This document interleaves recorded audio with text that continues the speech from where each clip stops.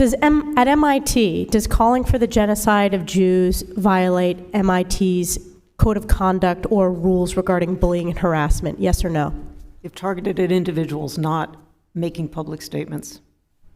Yes or no? Calling for the genocide of Jews does not constitute bullying and harassment? I have not heard calling for the genocide for Jews on our campus. But you've heard chants for Intifada.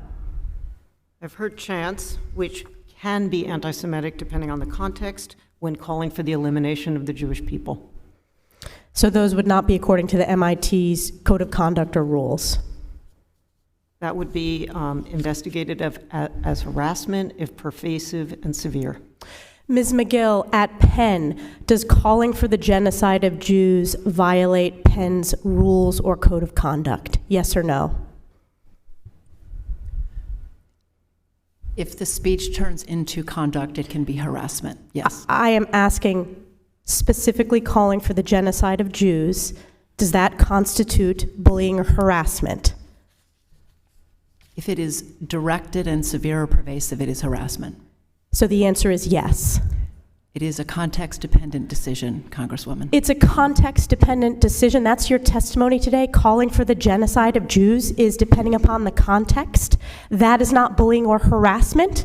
This is the easiest question to answer yes, Ms. McGill. So is your testimony that you will not answer yes? If it if the yes speech or becomes no? if the speech becomes conduct, it can be harassment. Yes. Conduct meaning committing the act of genocide? The speech is not harassment? This is unacceptable, Ms. McGill. I'm going to give you one more opportunity for the world to see your answer. Does calling for the genocide of Jews violate Penn's code of conduct when it comes to bullying and harassment? Yes or no? It can be harassment.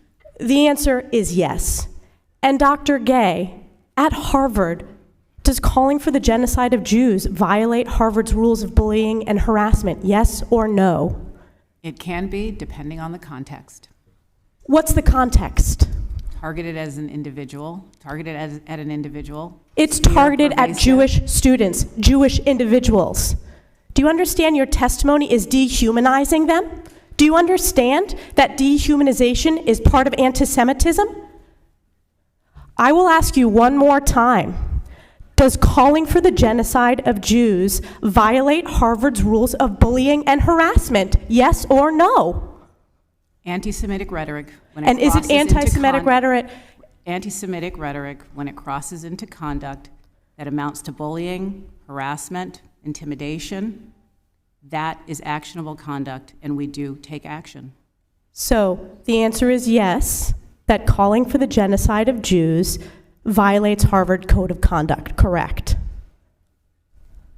Again, it depends on the context. It does not depend on the context. The answer is yes, and this is why you should resign. These are unacceptable answers across the board.